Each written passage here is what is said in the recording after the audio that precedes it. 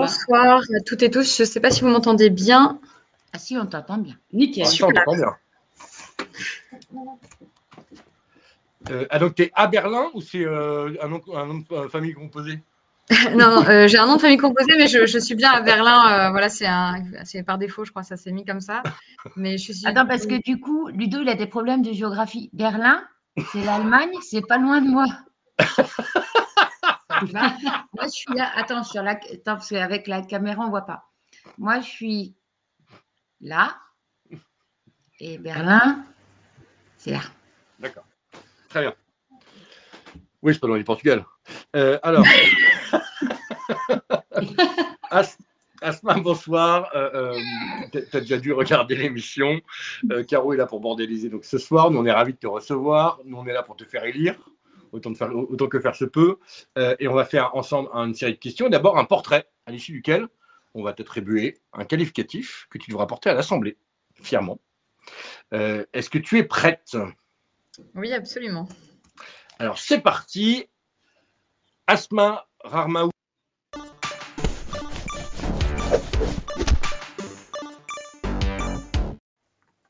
J'étais parti trop tôt. Asma Rarmaoui-Claquin, j'ai bien dit? Parfait. Tu es candidate dans la 7e des Français de l'étranger. Tu milites à L214, Croix-Rouge et à Food Sharing.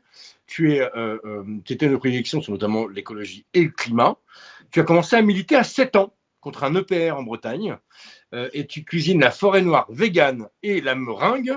Et donc, tu seras notre député bec sucré qui sera le député colibri. Bah oui, dans le sens où chacun essaie de faire sa part, c'est ça? Et surtout qui se nourrit de sucre. Ah, ça c'est Et un de peu. nectar. Il faut bien pour avoir de l'énergie dans une campagne aussi motivante.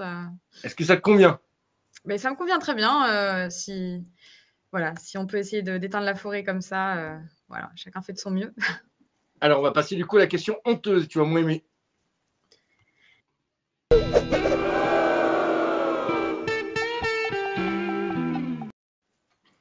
Alors, Asma, tu nous avais quasiment rien mis dans le questionnaire, hormis que tu aimes convaincre avec des chiffres. Donc, voici ma question honteuse. Est-ce que c'est pas un peu chiant? Alors, pas forcément. Moi, je pense que c'est super important. Enfin, déjà, compte tenu de mon âge, j'ai 25 ans. Je suis face à des candidats qui ont en général le triple de mon âge et qui n'ont pas de mesures concrètes. Donc, même en général, voilà, les gens avec qui je débat essaient de me coincer là-dessus en me disant, mais de toute façon, vous êtes jeune, vous n'avez pas connu tel président, vous ne pouvez pas parler de cette politique-là. Et le fait d'arriver avec des chiffres qu'on connaît bien et avec toute une argumentation derrière, ça permet de pas seulement déstabiliser, mais aussi de faire comprendre qu'on peut être jeune et être engagé et être concret. Et par rapport à la question un peu honteuse, c'est vrai que je ne l'ai pas vu dans le questionnaire. Je sais pas, il y a dû avoir un bug, mais quand j'étais plus jeune, on avait en fait, donc je suis franco-marocaine, mon père est originaire de Meknès, et donc on mange assez épicé. Et on avait donc un pot avec trois trois pots d'épices, donc sel, poivre et cumin. Et pendant longtemps, en fait, j'ai cru que le sel, poivre, cumin, c'était une seule épice, parce qu'on disait toujours ces trois épices ensemble. Donc voilà, je suis arrivée à la cantine au collège en demandant mais où est le sel, poivre, cumin, parce que je pensais que c'était une seule épice. Donc voilà, c'était un peu ça aurait été voilà, la réponse à des questions un peu honteuses. Mais donc, ton papa est de Meknès? Voilà, oui. Après, il est arrivé en France à 18 ans, donc il a la nationalité française et il milite pas mal aussi pour l'Union populaire. Donc, voilà. Parce que c'est là où est Bruno en ce moment, Meknès, je ne me trompe pas, Caro? Ah. Bruno, il est à Meknès, là, justement. J'en sais rien. Si, je crois que c'est à Meknès qu'il a. On l'a vu avant-hier, je crois qu'il était à Meknès. Monogastion, si tu nous écoutes, dis-nous où tu es. Oui, connecte-toi. Et donc, on va enchaîner, évidemment, avec la question Rousseau. C'est quoi la loi que tu veux? Hein? C'est quoi? Alors, Asma, le jingle parle de lui-même. Demain, tu es élu député. Au vu des gens que tu représentes, surtout les Français, mais aussi les gens de ta circo, quelle est la première mesure, la première loi que tu veux adopter? Alors bon, peut-être juste pour remettre dans le contexte de la circonscription, Mélenchon est arrivé en seconde position sur notre circonscription. Je réside à Berlin où il a fait 33%, contre Macron à 35%. Donc on a eu des bureaux de vote où c'était 3 voix d'écart. Hein. Et sur la circonscription, il a fait 22% et Macron, il me semble, dans les 30%. Donc on a quand même, je dirais, alors qu'on a des pays qui peuvent être quand même très ancrés à droite, on a fait quand même un très très bon score. Et c'est pour ça que, voilà, pour moi, c'est aussi très important de porter ces idéaux de justice sociale, pas seulement en grand discours, mais aussi vraiment dans le concret, comme c'est, voilà, dans la dynamique de l'avenir en commun. Et voilà, sur la circonscription, on a 16 pays, dont la Hongrie et la Pologne, qui remettent en cause le droit des femmes à disposer de leur corps dans la mouvance actuelle, avec ce qui se passe aux États-Unis notamment. Et donc, la première mesure que j'aimerais voir établie si je suis députée, c'est d'inscrire dans la Constitution le droit en fait à l'IVG et à la pilule du lendemain, ainsi qu'à la contraception, parce qu'en permettant ça, on permet aussi d'avoir une garantie d'accès à ces opérations médicales dans les ambassades où le droit français prône. Donc, on permettra aux résidentes françaises qui se trouvent dans des pays tels que la Pologne, la Hongrie, comme j'évoquais tout à l'heure, voilà, on leur permettra d'avoir un accès inconditionnel à l'IVG et à la pilule du lendemain. C'est vraiment quelque chose qui est super important pour la circonscription. J'étais hier à Varsovie et j'ai rencontré d'ailleurs la chef de file du mouvement féministe avec les femmes en noir, voilà, qui avait pas mal manifesté en 2016. Et c'est vrai que c'est quelque chose qui est, en tant que femme, très très présent dans la politique en général en Europe de l'Est, mais encore plus en Pologne. Donc voilà, pour moi, c'est une position qui est très claire et c'est pas normal que voilà 50% de la population, en fonction de la mobilité internationale qu'on prône, doivent se poser des questions sur voilà, est-ce que mes droits vont être tirés vers le bas ou pas.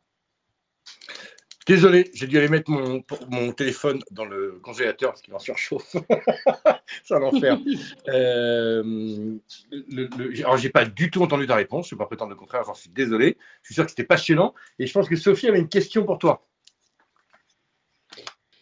J'allais un peu parler de la circonscription, mais en fait, elle a même anti-Sion de Bourbon en dressant bien les adversaires, la liste des adversaires face à la potentialité pour la candidature NUP de gagner. Peut-être tu peux développer un peu sur Frédéric Petit, ce que tu as vu de son bilan ou des choses comme ça, puisqu'il est un petit peu connu. Oui, alors en fait, c'est vrai qu'elle avait la question quel est ton adversaire principal dans la circonscription? Alors, personnellement, dans l'équipe NUPES, donc notre principal adversaire, c'est l'abstention, parce qu'on a eu 22% de participation en 2017 aux législatives et le député actuel a été élu avec 15 000 voix.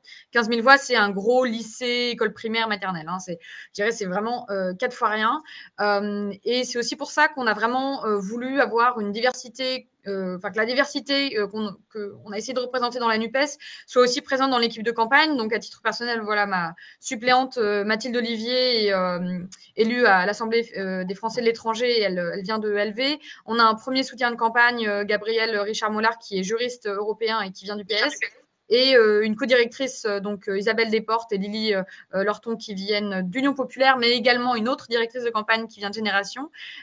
Et donc, voilà, pour nous, c'était très important aussi d'avoir cette diversité au sein même de l'équipe de campagne pour justement pouvoir voilà, être plus forts ensemble et avoir des militants et militantes qui peuvent bien faire de la veille aussi de tout ce qui se passe sur la circonscription et de toutes les prises de parole et prises de position de Petit. Alors, Frédéric Petit, c'est quelqu'un qui a travaillé, voilà, qui est ingénieur dans le charbon. Donc, on part quand même sur de l'écologie d'opportunisme, comme je dis souvent, c'est-à-dire une écologie, on voit que ça ramène des votants et votantes, donc on en parle. Moi, voilà, j'ai milité pendant 10 ans dans des associations écologistes. Nous, on est pour une écologie concrète, comme l'a montré à diverses reprises le programme de l'avenir en commun. Je viens de la société civile, alors que voilà, Petit vient d'un certain milieu social qui n'est pas le mien. J'ai 2 parents qui n'ont pas fait d'études. Je viens d'un lycée de zone d'éducation prioritaire. J'ai vécu dans des passoires thermiques. Donc, on est quand même un peu aux antipodes, et tant mieux. Voilà, Petit a quand même voté contre l'interdiction du glyphosate. Il a voté contre la reconnaissance des droits sociaux des assistants maternels et en général des métiers du lien. Il a voté, donc il a toujours poussé pour la retraite à 65 ans, qui est quelque chose qui personnellement moi me touche parce que voilà, on sait, on a les chiffres de l'INSEE qui sont bien clairs là-dessus. À 62 ans, un quart des travailleurs et travailleuses les plus précaires sont déjà morts. Moi, ma sœur est caissière, donc je sais qu'elle tiendra pas jusqu'à 65 ans, voire même plus. Voilà, comme il y a le système de la décote. Donc voilà, ce sont des combats qui qui me transcende et je pense voilà, que ce serait très dévastateur pour la société et le service public en général que Petit soit élu. On a cette fameuse réforme Action publique 2022 qui a été portée par Emmanuel Macron et très soutenue par Petit, qui a entraîné 20% de coupes budgétaires dans les consulats et ambassades, et c'est quelque chose qu'on a ressenti nous sur notre circonscription de la sorte suivante, c'est-à-dire que on a eu des agents publics qui, au lieu de faire le travail d'une personne, voilà, se sont trouvés à faire le travail de 3 autres collègues en plus, parce qu'il y avait des collègues qui partaient en retraite qui n'étaient pas remplacés. Et puis, on a des tournées consulaires avec 400 personnes sur liste d'attente, avec voilà, une accessibilité très compliquée, des consulats qui ferment. Donc, moi, j'ai fait toutes mes études dans la circonscription. Je n'avais pas forcément les moyens de me payer les billets de train pour aller faire 200-300 km pour poser ma procuration. Donc, voilà, c'est des choses très concrètes, en fait. Et c'est aussi pour ça qu'on veut, c'est dans l'une de nos mesures, de rétablir le niveau du personnel des consulats et ambassades à celui qu'il était en 2017, alors qu'il y avait déjà eu de la casse. Donc voilà, on essaye déjà progressivement de ramener petit à petit, de réduire en fait ces 20% de coupes budgétaires. Alors, Asma, c'est bon, tu vas pouvoir respirer. On va prendre ta respiration. C'est une machine, Asma. Et c'est le moment Bourbon, où on va te venir en aide, où tu vas nous dire de quoi tu as besoin, et on a un jingle.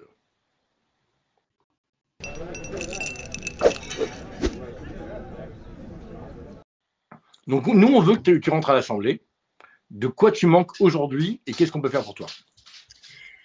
Alors, il y a 2 choses. Il y a une chose qui est plutôt concrète, en fait, vraiment au niveau matériel. C'est-à-dire qu'en fait, on a eu des circulaires où il n'y avait aucun enjeu des Français de l'étranger. Et ça, c'est vraiment très problématique parce qu'en fait, on a des candidats en face de nous qui ont des circulaires spécifiques, qui ont des mesures en fait spécifiques aux Français de l'étranger. Et je trouve ça quand même très dommage parce qu'on a un livret qui a été fait notamment aussi, qui a été porté aussi par Florence Poznanski et Isabelle Rivollet avec brio. Donc on a toutes des mesures très complètes et formidables pour les Français de l'étranger. Et je trouve ça très dommage qu'ils ne soient pas inscrits dans la circulaire. Et statistiquement, on passe au second tour, enfin on passe au-delà du premier tour. On nous a déjà contacté divers journaux et presse pour organiser un débat de second tour avec Frédéric Petit. Et en fait, voilà, si on n'arrivera pas à gagner cette circonscription si on n'a pas des circulaires qui sont adaptés aux besoins des Français de l'étranger. Il faut qu'on ait au moins, je dirais, 15 cm sur la… C'est vraiment voilà, très technique, mais 15 cm sur la circulaire suffirait avec 3 mesures. Je parlais de la garantie de l'avortement, enfin de l'accès à l'avortement dans les ambassades. Moi, le sujet de l'école est quelque chose qui est très important pour moi. Donc, transiter vers… sortir du système d'établissement à but lucratif comme c'est actuellement le cas et permettre vraiment un accès aux bourses plus simplifié avec 2 mesures simples pour la gratuité de l'enseignement, avec la gratuité des cantines et la façon dont qu'elles soient faites de manière bio, mais également la gratuité des fournitures scolaires, et puis soutenir le tissu associatif en incluant notamment les projets à résonance écologique. Donc en fait, si on pouvait avoir ces 3 lignes-là en plus sur la circulaire, ça nous permettrait de gagner l'élection, parce qu'en face, on a des candidats qui sont très bien rodés et qui ont justement une majorité présidentielle derrière eux qui se focalisent sur les enjeux de la circonscription. Donc voilà, c'est quelque chose que je trouve vraiment très dommage. Ça, une première chose, de ne pas avoir des circulaires adaptés aux Français de l'étranger. Et une deuxième chose, on a déjà voilà, quelques soutiens médiatiques, mais voilà, on sait que tout va se jouer dans les 2 semaines. On a la chance, en tant que Français de l'étranger, je vois ça vraiment comme une chance, d'avoir 2 semaines d'entre-deux tours, ce qui nous permet d'être aussi mobile, de pouvoir aller à la rencontre des Français et Françaises de la circonscription. Après, on a des médias aussi sur la circonscription qui sont très mélanchophobes. On avait récemment, il y a 10 jours, Die Welt, donc un journal qui est à peu près comme Le Figaro, qui écrivait un article en nommant Mélenchon de Der andere Le Pen, alors l'autre Le Pen. Donc on est sur ce niveau-là d'agressivité et il faut qu'on ait un soutien médiatique considérable de l'autre côté. Alors on a aussi des journaux de gauche qui nous ont contactés, Junge Welt qui a fait récemment une interview. Mais voilà, il faut qu'on ait une résonance médiatique. Donc j'appelle à toutes les personnes qui connaissent des gens, et ainsi de suite pour faire résonner cette candidature qui va être ambitieuse sur la circonscription, mais qui est tout à fait jouable justement si on nous donne les outils compatibles. Ok. Donc, est-ce que… oui. Je reviens sur le premier point d'Asma parce que c'était peut-être pas clair pour les gens qui ne sont pas français de l'étranger, mais c'est hyper important. En fait, nous, notre principal moyen de communiquer avec les Français de l'étranger, c'est qu'ils ne sont pas juste à la porte en face chez ton voisin ou ta voisine, par définition, c'est c'est cet envoi de courrier électronique. On a les adresses email et même les adresses postales d'ailleurs des Françaises qui résident dans notre circonscription, mais ça peut être hyper distendu, quoi. Dans le cas d'Asma, ton contrôle, il y a 16 pays dans ta circonscription. Tu vas pas pouvoir aller partout en Allemagne et dans d'autres coins. Envoi de courrier mail, les autres candidats les ont compris que c'était le premier canal de communication directe en fait avec les Français de l'étranger. Donc nous, on est un peu en retard là-dessus. Je sais qu'il y a des éléments techniques qui font que c'est quand même compliqué. Ça demande des data centers quand même assez puissants pour pouvoir envoyer autant de courriers électroniques en une seule fois. Mais voilà, quand on envoie dans la circulaire des infos sur le programme partagé, on pourrait mettre le petit mot de la candidate, 2-3 exemples qui montrent que la case des services publics, elle s'est appliquée aussi et peut-être même d'abord chez les Français de l'étranger. Les Français de l'étranger et les territoires ruraux, à mon avis, c'est 2 endroits où tu as l'exemple de l'austérité, quoi. Alors, toujours la dernière roue du carrosse. Moi, ça, je le comprends pleinement. Je suis dans les destinataires des Français de l'étranger. Enfin, que j'ai jamais, enfin bref, peu importe. Donc ça, ce que je vais faire, c'est que on va en parler à Clémence Guettet sur les prochaines envois qui partent à propos du programme partagé, pour que soient ajoutées effectivement 3 phrases destinées uniquement à la compréhension des Français de l'étranger. Voilà, comme tu l'as très bien signalé, ça peut être une bonne solution. Et ensuite, sur ton second point, qui était avoir justement un soutien médiatique. Ah oui, voilà, ça c'est plus global, voilà. Moi demain, ça peut-être les copains dans le chat. Ouais, mais moi demain, je vais envoyer un message aux équipes de France 24. Si c'est un média toi qui te parle ou pas, à toi de me confirmer. Ouais, tout à fait, oui. Bon. Eh ben, j'en parle à Mathieu Cavada, qui est présentateur du 20h de France 24, comme le journal le plus écouté en Europe. Mathieu, si tu me regardes, mon chéri, demain, je vais te saouler pour que tu relais toutes les problématiques des Français de l'étranger et du coup pour qu'ils t'invitent sur le plateau. Voilà. Ok, super. Et comme je disais, voilà, j'insiste encore sur ce point, mais on pourra gagner la circo si on amène aussi les Français de l'étranger avec nous et voilà, moi ça fait 7 ans que j'habite sur la circonscription, il y en a, voilà, ça fait 30 ans, 20 ans, et s'ils reçoivent un papier où il y a vraiment, voilà, tout est calqué sur le national. On parle du SMIC à 1500, qui est une mesure géniale et qui est en soi féministe, hein, parce que 2/3 des personnes qui sont au SMIC sont des femmes. C'est pas des mesures qui s'appliquent chez nous malheureusement, et voilà, peut-être faire un mix entre mesures nationales et mesures sur la circonscription, parce qu'on a, comme je disais, un super programme, et c'est vraiment dommage sur les Français de l'étranger de ne pas l'exploiter à ce niveau-là. Asma, tu as 25 ans. Ne prends pas mal ma question, mais je vois qu'avec l'énergie, la construction que tu as, j'imagine que tu fais déjà plein de choses autour de toi pour correspondre à l'application de notre programme. Je pressens en tout cas que déjà autour de toi, tu irradies déjà ça dans les actions hyper concrètes. Pourquoi tu vas aller t'emmerder à l'Assemblée nationale? Pourquoi tu t'es lancé dans ce combat dans lequel tu vas prendre beaucoup de coups, etc. C'est quoi la Asma derrière, l'humaine, qui fait que tu as envie de te jeter dans cette lutte à 25 ans? Tout d'abord, bon, il y a eu différents électrochocs, hein. Je parlais du fait que je venais d'une zone d'éducation prioritaire, et quand on voit la manière dont à la fois le corps enseignant est traité et comment on gère en fait les jeunes. Moi, je viens d'une banlieue, donc les jeunes, voilà, il y a vraiment, voilà, je dirais une France à plusieurs vitesses, et je trouve ça vraiment très dommage. Et j'ai l'impression que le système macroniste, avec notamment le fait de mettre les universités payantes, les urgences payantes, ce ne sont que des choses qui vont faire qu'on va encore plus avoir un discours divergent et 2 France qui ne se regardent plus finalement. Donc je trouve que c'est vraiment très important d'avoir des personnes de la société civile. Voilà, je suis une femme jeune issue de l'immigration, donc je représente 0,3% des députés actuels de l'Assemblée nationale, et ça doit changer parce que voilà, ne serait-ce qu'au niveau de l'âge, hein, on est sur la circonscription 32% à avoir entre 18 et 35 ans, et donc je disais 0,3% à l'Assemblée nationale. Donc c'est aussi très important d'avoir des lois à la hauteur des enjeux. Je parlais des enjeux sociaux avec le droit d'avortement et les droits sociaux pour les métiers du lien, mais il y a aussi les enjeux écologiques, c'est-à-dire le GIEC nous a donné 3 ans 3 ans pour inverser la tendance de nos émissions de gaz à effet de serre. Ces 3 ans-là, donc je parlais du député sortant, il a 60 ans.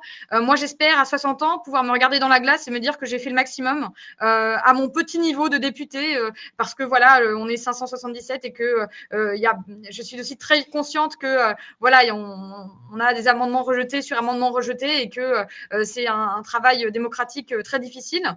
Mais voilà, je me dis, si je ne le fais pas, qui le fera en fait? Si notre génération climat, qui a été face à un gouvernement qui a été 2 fois condamné pour inaction climatique, alors que Madame Borne, actuelle première ministre, était ministre de la transition écologique, enfin, moi c'est une grosse blague quand j'entends Frédéric Petit, actuel député, dire il n'y a pas d'écologie sans social, ni social sans écologie. Je dis, bon, bah, commencer déjà à interdire le glyphosate et puis à respecter nos agriculteurs dont le taux de suicide explose. Et puis ensuite, on parlera d'écologie. Moi, l'écologie, elle ne peut être que sociale. On parlait des passoires thermiques. Nous, on propose justement l'isolation de 700 000 passoires thermiques par an pour qu'il n'y ait plus aucun enfant qui vive et plus aucun parent, je dirais, mais moi, voilà, ça me touche personnellement, qui vivent dans des logements avec l'amiante, avec la pourriture des murs. Enfin, ce sont des choses très concrètes au niveau de la santé également. Et en plus, voilà, comme les gens payent moins leur énergie, on permet de revaloriser leur pouvoir d'achat. C'est pas des subventions, des pansements qu'on met sur leur pouvoir d'achat, c'est des choses concrètes sur le long terme pour justement avoir une société plus pérenne. Et une société pérenne, c'est une société où on n'a pas d'inégalité et on a le moins d'inégalité possible et le moins de discrimination possible. Alors, ce qui serait, il faut qu'Asma soit élue, parce qu'en fait, on pourra faire un petit jeu à l'Assemblée, parce qu'on peut jeter n'importe quel sujet en l'air pendant 10 minutes, avoir des claques dans la gueule avec une précision, une argumentation redoutable sur tous les sujets possibles, tu vois, qui est une machine de guerre, Asma, qui est une machine. Donc, rien que pour ça, ouais, il faut absolument t'envoyer à l'Assemblée, parce que vraiment, j'attends de voir n'importe quel ministre qui se pointe sur un obscur sujet lointain, ultra pointu et détaillé, il va se retrouver avec Asma en face. Mais on m'a quand même dit que Frédéric Petit m'a quand même dit qu'il avait soutenu les Gilets jaunes. Alors moi, je lui ai rappelé quand même qu'il avait voté la loi sécurité globale qui va pas forcément voilà, faire plaisir aux Gilets jaunes. Et puis surtout, il me parlait encore de la zone à défendre de Notre-Dame-des-Landes en disant que c'est grâce à Macron qu'ils ont pu voilà, abandonner le projet d'aéroport à Notre-Dame-des-Landes, alors qu'en fait, en réalité, c'est des études de terrain qui ont montré que le terrain était trop humide et donc qu'il n'était pas possible de construire là-dessus, que c'était pas rentable en termes de tonnes de béton à couler sur les sols. Donc bon, ça j'ai pu bien lui dire dans un débat, mais voilà, il y a toujours, comme je disais, le fait d'avoir 25 ans et on est obligé d'être 2 fois plus calé parce qu'on va toujours avoir des personnes, notamment des hommes plus âgés, qui vont de toute façon se croire en terrain conquis, alors que non, je ne compte pas laisser. Si je peux me permettre un conseil à ce main, vraiment, alors que je n'ai pas à me permettre de donner un conseil, mais mets Petit face à son bilan, oui. Mais fais pas campagne contre Petit. Tu as assez de puissance en toi. Tu as assez de choses, toi, à apporter pour faire campagne pour toi. Tu vois ce que je veux dire?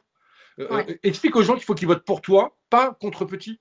Parce qu'en fait, c'est assez stimulant de vouloir voter pour toi. Et tu n'as même pas besoin de parler de Petit. Quand tu es face à lui, tu lui mets son bilan dans la gueule, oui. Mais toi, tu es assez impressionnante, puissante et solide pour faire une campagne pour Asma. Et pas contre Petit, tu vois? Bien sûr, bien sûr. Et puis c'est vrai qu'on a, on a aussi, comme je disais tout à l'heure, toute la désinformation des médias allemands qui sont quand même en ovation devant Macron, mais ça depuis des années, avant même que Macron soit président. Et donc, en fait, les premières choses qui viennent dans nos réunions publiques, qui font ça le comble, hein, ça c'est super. Mais voilà, donc vous êtes pour le Frexit. Alors moi, je leur demande de me citer le passage dans l'Avenir en commun parce que c'est pas ce qui est écrit. Et puis voilà, on a quand même toute cette campagne de désinformation derrière, qui est finalement assez simple à contrecarrer parce que ce sont toujours les mêmes arguments, fallacieux. Et voilà, enfin, moi j'ai pu travailler en Allemagne et étudier en Allemagne grâce aux accords de Bologne avec la reconnaissance des doubles diplômes. Donc c'est relativement, enfin, on est face à une campagne qui est très ambitieuse, mais voilà, on a une équipe aussi très motivée qui permet aussi de faire un super travail, que ce soit au niveau du contenu et au niveau de la communication. Et cette base militante-là, ce sera vraiment notre force sur le long terme, je pense. On devait te poser la question Ninja, on va pas la poser. Je pense que ça parle de soi. Non, mais franchement, ça parle de soi. À tous les gens qui regardent, bossez vos dossiers. Vous voyez, bossez vos dossiers. Bossez vos putains de dossiers. Et quand vous aurez l'éloquence et la capacité d'Asma de relier les choses et les points entre eux, vous serez redoutable partout. Voilà. Donc, merci beaucoup, Asma. Moi, je passe le coup de fil pour France 24 dès demain matin. Je renvoie un message à Clémence Guettet dès demain matin et je te tiens au courant demain dans la journée. Je peux me permettre de t'envoyer un mail ou un message sur WhatsApp ou Telegram pour te tenir au courant, mais je vais saouler France 24 demain pour que tu passes. Voilà. Voilà, on peut la gagner, cette circo, et on la gagnera avec une circulaire adaptée. Merci énormément, en tout cas. Moi, j'ai un petit message de service. Vas-y. Pour les demandes comme ça, comme le mail spécifique pour les européennes, je ne dis pas que ça n'a pas été fait. Tous les candidats ont un contact au niveau du siège. Parce que là, en plus, le vote a commencé, donc je ne sais même pas si l'envoi de ce mail est possible. Autant Prune Bourbon est salutaire et devrait être remboursé par la sécurité sociale tellement c'est important. Autant privilégier les appels directs ou les envois mails à vos coordonnateurs au niveau du siège pour ce genre de demande.